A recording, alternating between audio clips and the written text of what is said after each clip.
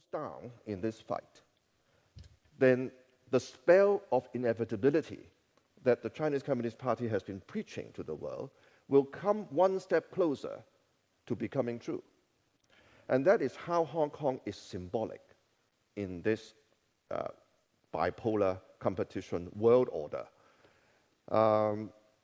So far as specific advocacy is concerned, points that I made to our friends in Europe here is that, first of all, you may consider doing something similar to what the Americans are doing, namely to pass a law similar to the Hong Kong Human Rights and Democracy Act, which has already gone through the House of Representatives.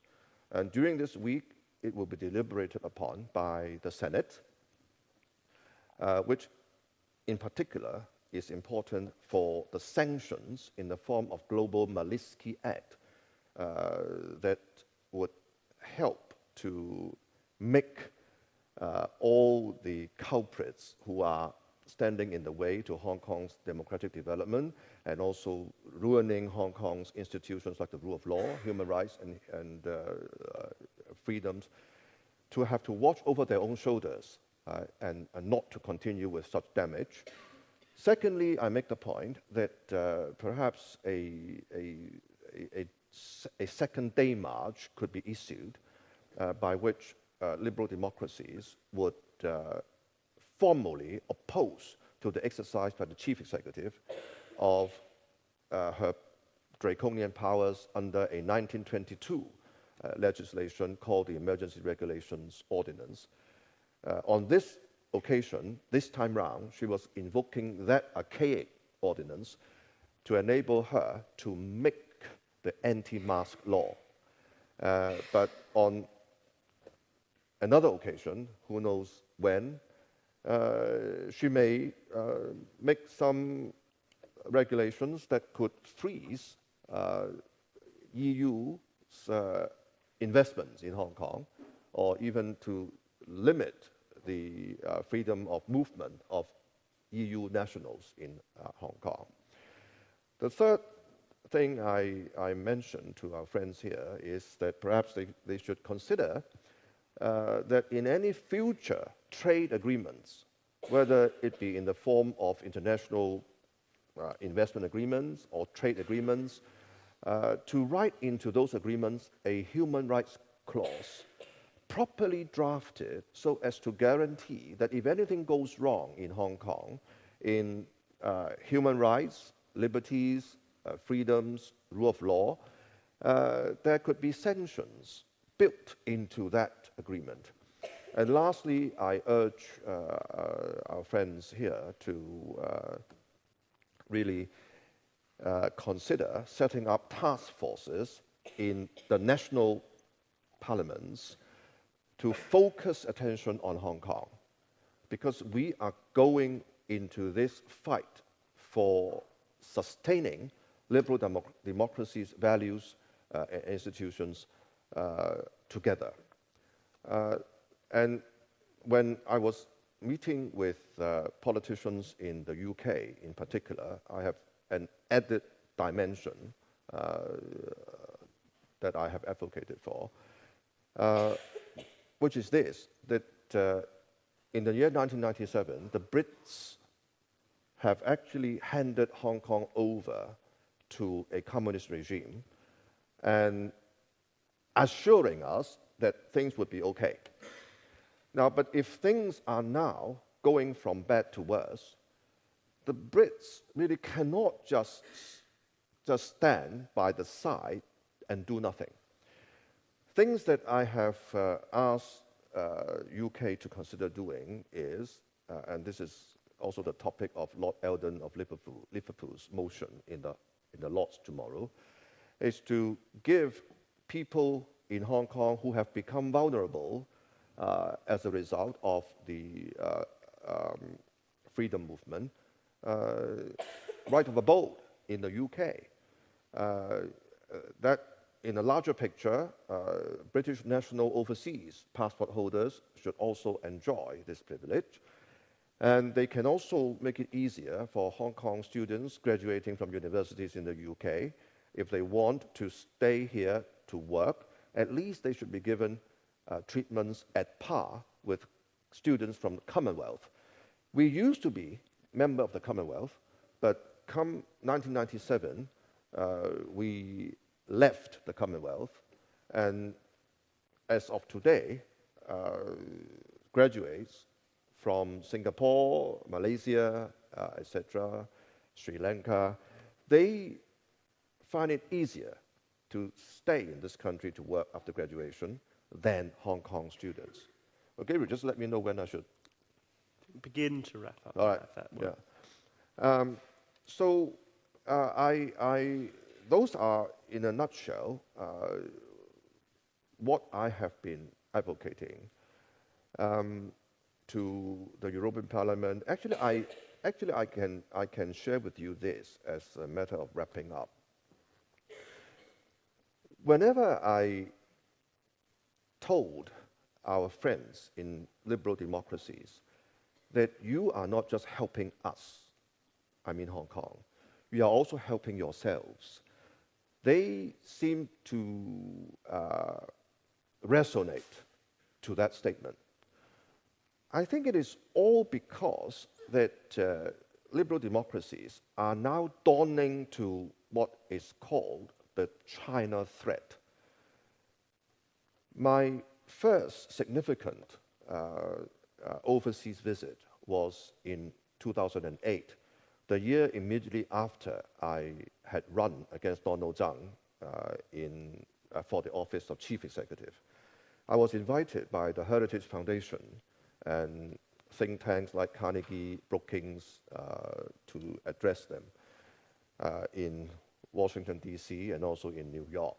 At that time, I was also talking about the same thing, about China, the CCP's infiltration into Hong Kong's institutions, how they actually bought up our media organizations, television stations, newspapers, and how they really engineered or rigged our elections, how they persuade politicians to be standing on their side, the side of Beijing, etc. But at that time, people were not lending me their ears. But in the recent 3 to 5 years, I feel very differently. For example, when I was in Paris, the French Parliament actually organized what they call an audition for me and 2 other activists. And the presiding French politician was telling me that that was a historic event because the French Parliament never organized an audition just for Hong Kong before this particular event.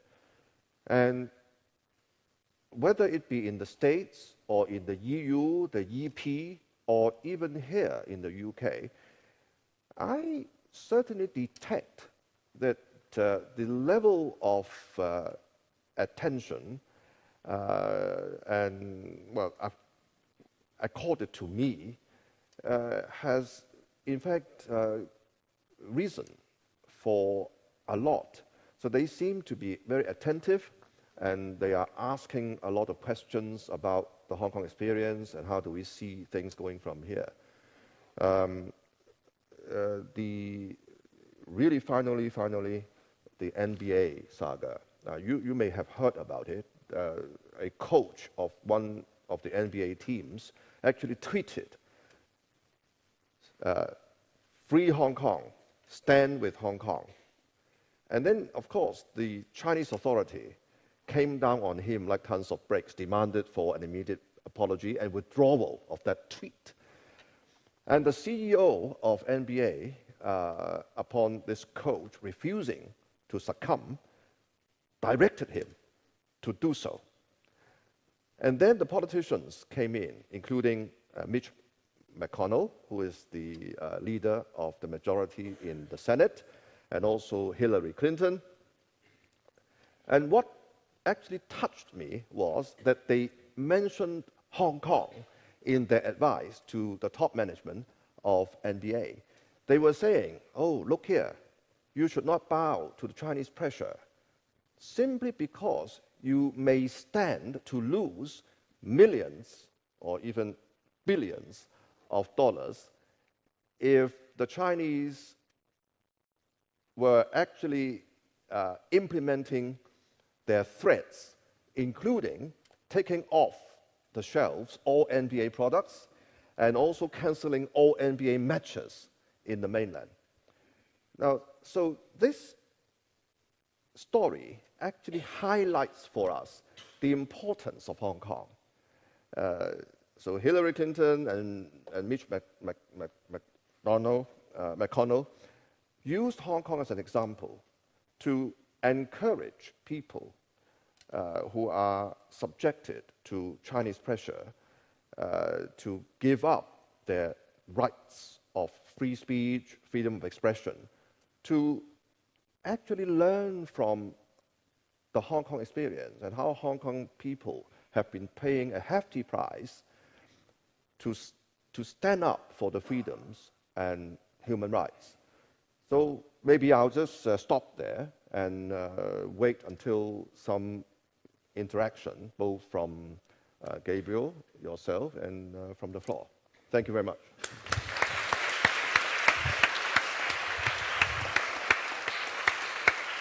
Thank you very much for that speech.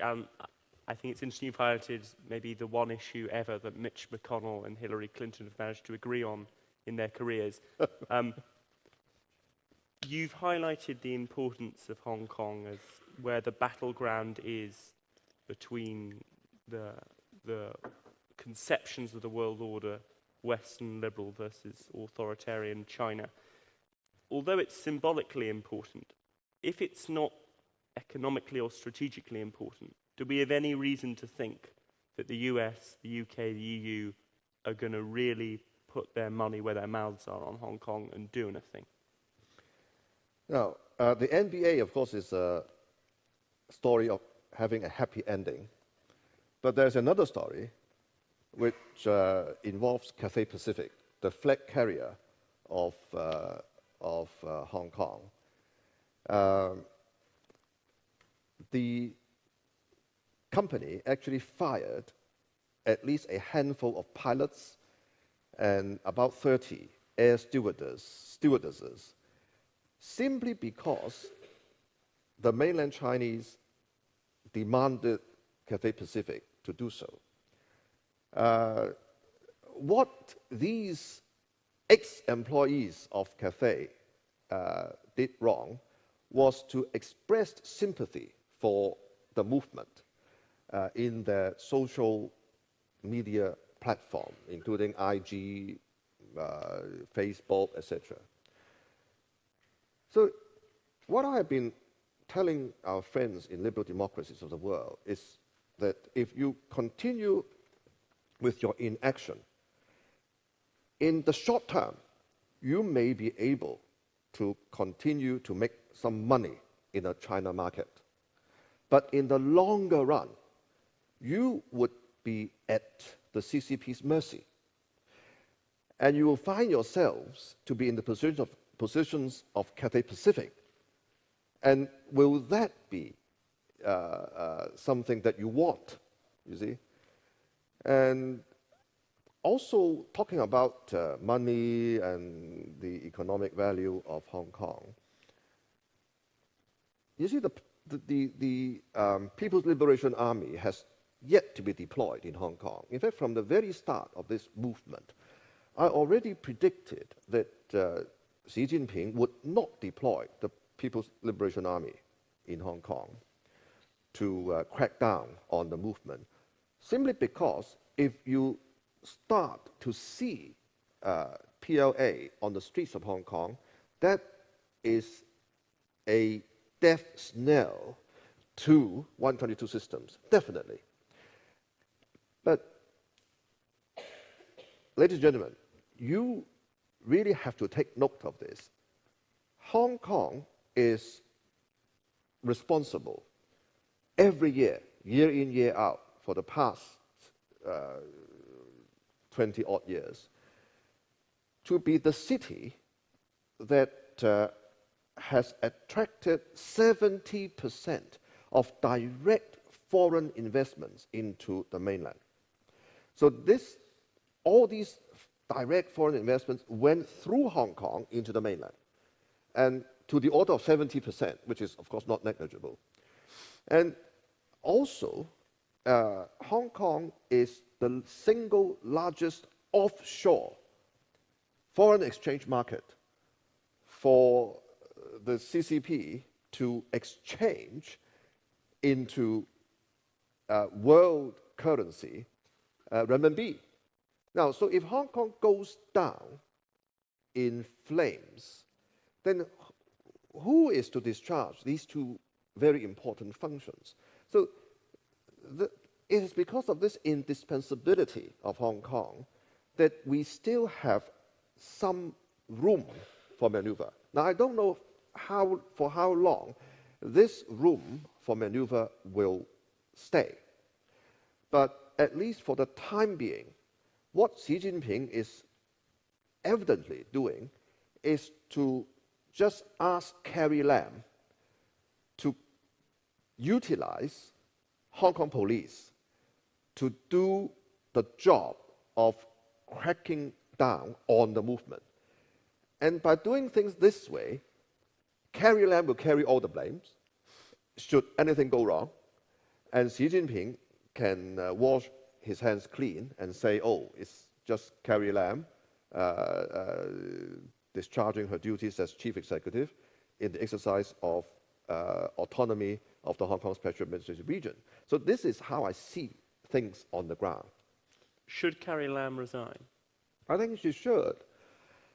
The reason is not that I can think of someone who is much better qualified, but if she does not go, there is no possibility of lowering the temperature in Hong Kong by the appointment of an independent commission of inquiry or by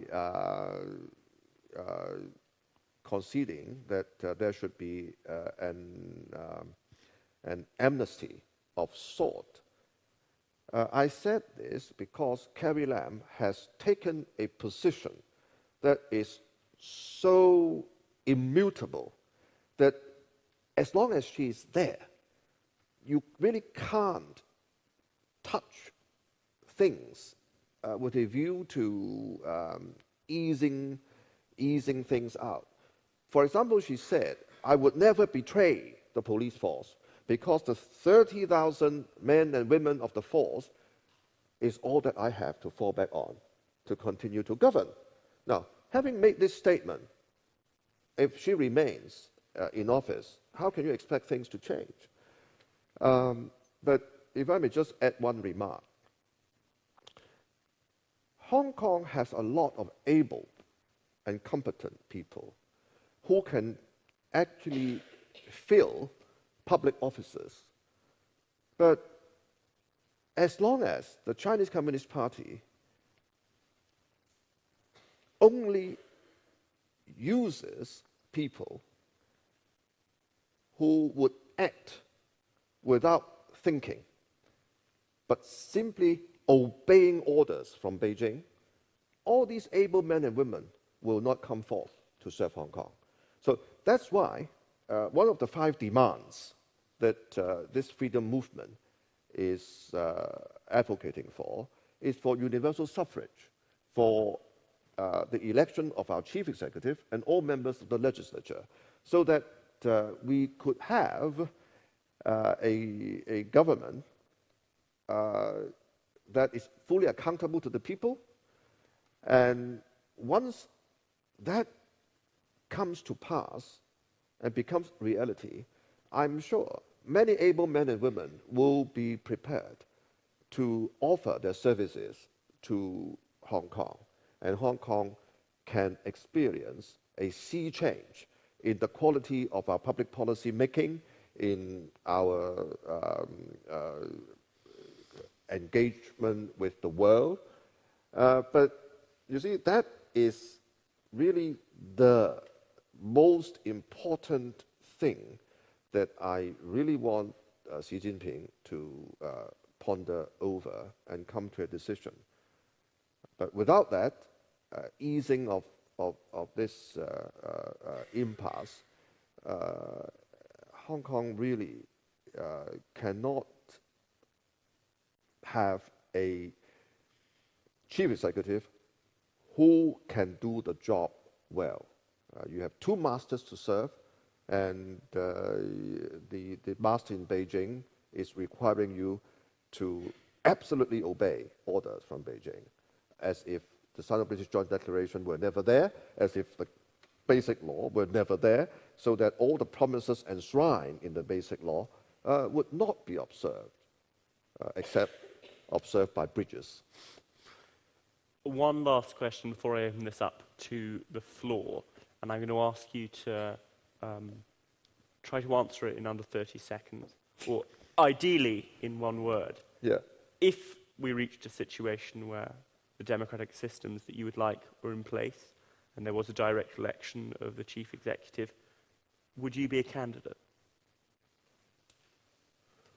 Well, I was a candidate,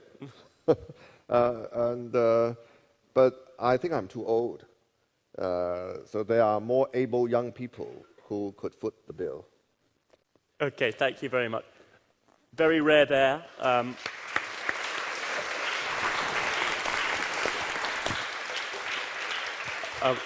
A politician who answered a straight question quickly. It's a miracle.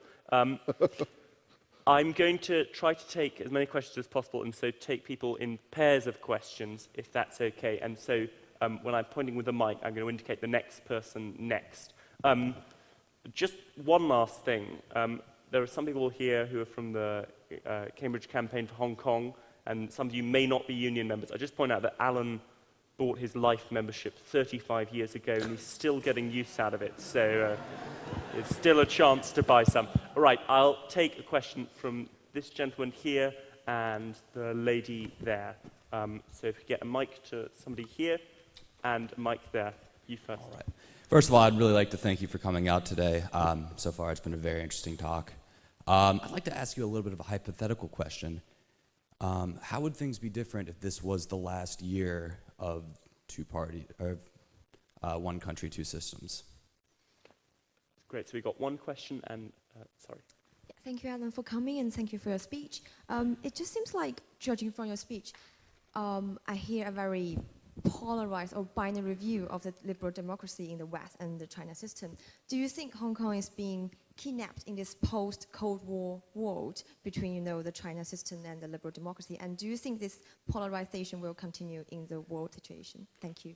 So we've got two quite different questions there, but if you can try to answer them. I'm just struggling to understand the first question.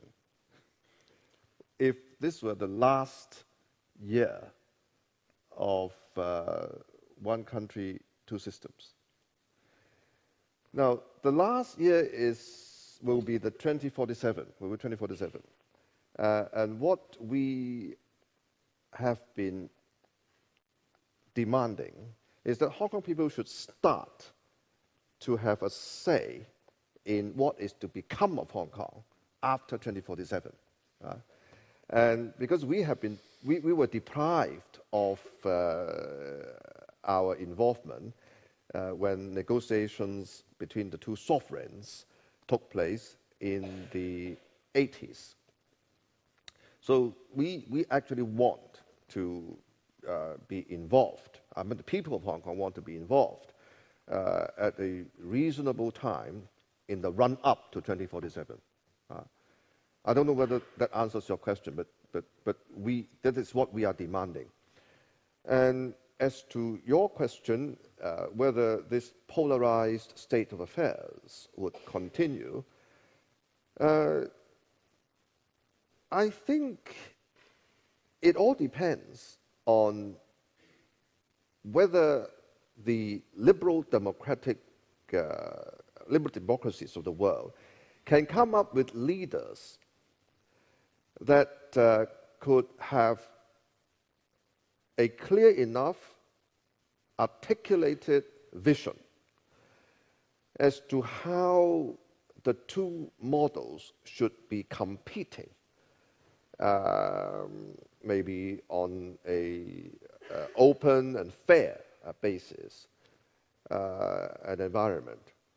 But you see, the thing is, whenever I mentioned the word visionary, people started to laugh, as if that you could not expect there could be any leader in the liberal democratic world that has a vision to speak of.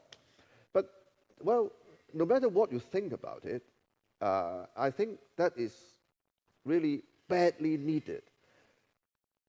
Because, for example, you can't expect Belgium to act alone when facing this giant. Likewise, even the UK, you can't expect, particularly when UK is going to go through Brexit. Right? After Brexit, well, UK must want to find some friends with whom to do business with. And the Chinese market is so huge that they may not want to offend the Chinese. So if you cannot act in unity towards a shared vision as to how this polarized competition should be played out, then I really can't guess what will come of it. Maybe only plans of providence can tell. But I really hope that with more and more governments and politicians in liberal democracies having dawned to the China threat, and Hong Kong is providing some inspiration, and we are sharing our experience in dealing with this giant in the past 2 decades. Hopefully something will come of it. So I do hope that each and every one of you would keep an eye on Hong Kong, because that is the place where history is being made, I think. Thank you very much. A couple more questions. The lady there in blue and the gentleman there in the middle. Thank you, Mr. Leung. So Carrie Lam is actually an honorary fellow at Wolfson College. And since June, a group of us from Hong Kong are petitioning the Wolfson College to revoke her honorary fellowship. We argue that what Carrie Lam is doing in Hong Kong is against the values of this university as well as Wolfson College. But there are also counter-arguments that colleges shouldn't be involved in political matters such as this. So just want to know what's your take on it and what implication whatever Wolfson College makes will have. Thank you. Thank you very much. So should she resign or be fired from another role? Hi, thanks Alan for coming. So a quick question here. Assuming that China gives in to the demand of Hong Kong today, so respecting the human rights and freedom and all that, would this just be delaying what is inevitable in 2047? And apart from saying we'll talk about it later, is there any concrete plans moving forward after 2047 in terms of addressing these issues today?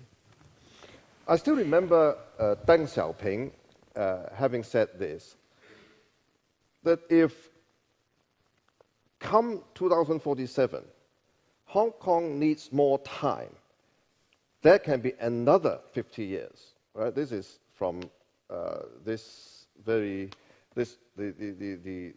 creator of this innovative model. I read Deng to have meant that he really wants that Hong Kong can inspire changes in the mainland, so that if 50 years is not enough for the mainland to reach the standards of living and the level in different areas that Hong Kong has attained, then, well, he's happy to give it another 50 years. So I think the idea is really this.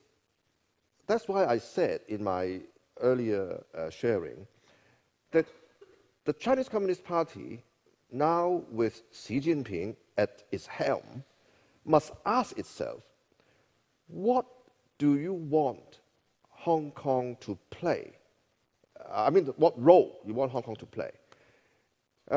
Is it an inspiration so that the mainland will be Hong Kongized, if you know what I mean? This is a word coined by me, of course. But what is regrettably happening on the ground is that there has been a mainlandization of Hong Kong. So I venture to suggest that this is not what had been intended by Deng when he came up with this very innovative model. So it really depends on what Xi Jinping would decide on as to Hong Kong's role after some reflections on what had happened in the past 20 years. As a matter of fact, 4 of our chief executives in a row, none of them ended up doing 2 terms because that was intended, because the maximum years of service that they could do would be 10 years, each 5 years each, 2 terms, consecutive terms, but none could do that. In fact, my opponent in 2007 actually ended up in jail after having served his tenure. So I hope I answered your question, that it really depends on whether the CCP would accept that Hong Kong would be a very convenient bridge or springboard to take China into a world order that can respect human rights, democracies, and freedoms. Now, as to the question from this lady over here, I can tell you that before I came over, I just voted for the Chief Executive, Carrie Lam, to resign as the Chancellor of the University of Hong Kong.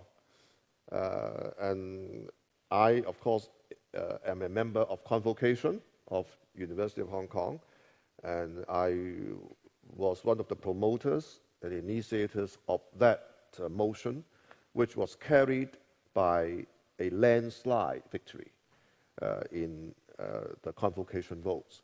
I see nothing wrong with alumni expressing a view on political figures who happened to be one of them. So that's a short answer to your question. Perfect. We are running a little short on time. I know it's not yet 7, but NAO is speaking afterwards, so we probably have to move out a little early. But if we have quick questions and quick answers, I can take 2 more questions from the floor. That gentleman there, and that gentleman there. And if you can keep your questions short, and if you could also keep your answers short. I'll try. Right. First, I'd like to thank you, Alan, for coming here and speak with us. My question for you is that what is in your opinion, Hong Kong coming out of this situation, what is the best outcome? You spoke of vision. What is your vision for Hong Kong to come out of this, and both in the short term and in the long term? Hi, thank you for coming down. I would like to ask, realistically, where do you see the protests ending? Because they have taken a lot out of Hong Kong, out of the Hong Kong people. And I want to know your thoughts on where will it stop? Will it stop when the demands are met? Will it stop when people are tired? Or what? Yeah, Yes, thank yes. you. So I think luckily you've got the sort of the same question there. Yes, So, yes. I think for this freedom movement to come to an end, it is important for the wishes of the people to be respected. I think the awakening of Hong Kong people has been so deep that I think the Communist Party cannot just make empty promises. They have to walk their talk. So you have to do something. For example, you start with, you agree to the appointment of an independent commission of inquiry to be chaired by a High Court judge, so that there can be a fact-finding exercise that is creditworthy. And we have a starting point to rebuild confidence in the system. And then you start doing reopening negotiations, or rather talks, on the electoral process, how we are going to move towards universal suffrage and have a truly representative government. And I really hope that Hong Kong can play the role of spearheading changes that would make China a truly respectable and respected member of the world community. That you will not find Chinese going around the world making fools of themselves, and people are looking down on the Chinese. I think Hong Kong, being a trusted member of liberal democracies of the world, we are in a position to interact with our mainland brothers and sisters to take the country to the next stage of development that can make it a genuinely, truly great nation.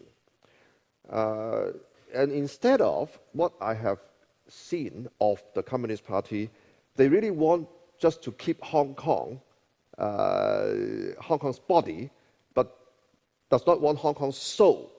But not knowing that without the soul, Hong Kong is no longer the Hong Kong that has been trusted by the rest of the world.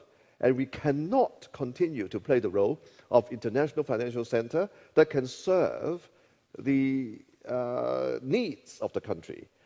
So it is all important, and it is in fact crucial for Xi Jinping to actually ask himself this question.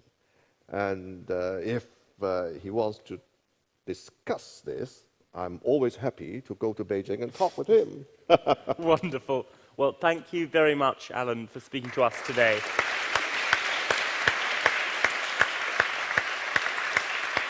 I'm going to ask you to do a couple of things.